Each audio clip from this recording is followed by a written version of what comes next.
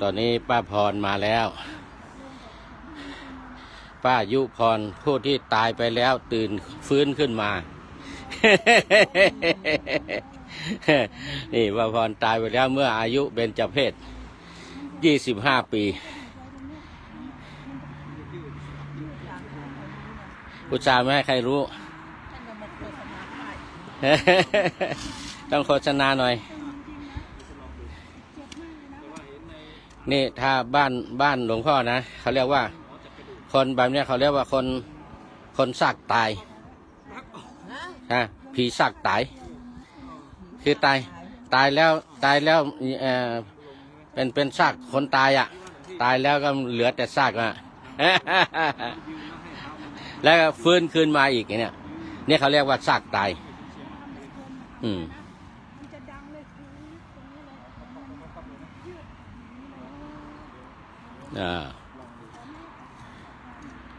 นี่ก็ยำแดงยังเหนียวแน่น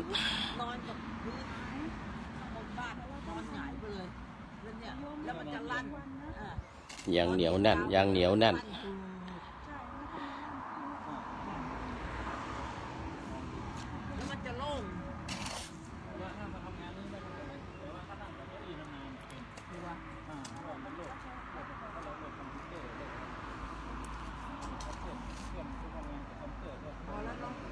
อาจารย์สมชายฉายาอะไรนะลืมไปละ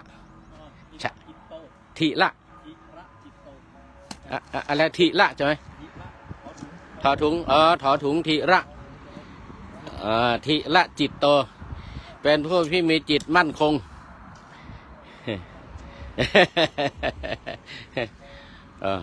นี่แหละถือโอกาสนี้เชิญชวนญาติโยมวันที่13มาปักตุงทำเจดีย์ทรายนี่เป็นประเพณี มาตั้งแต่สมัยโบราณสมัยพุทธกาลเลยทีเดียวแล้วก็สมัยพระพุทธเจ้าทุกพระองค์ก็มีการถวายเจดีย์ทานเจดีย์ทรายขออภัยถวายเจดีย์ทรายถ้าไปที่วัด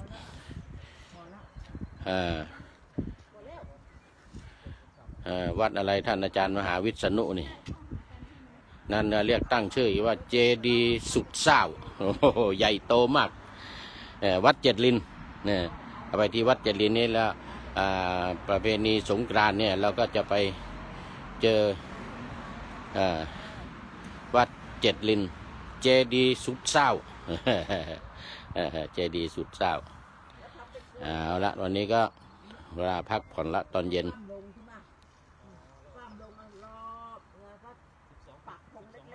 จำได้เปล่า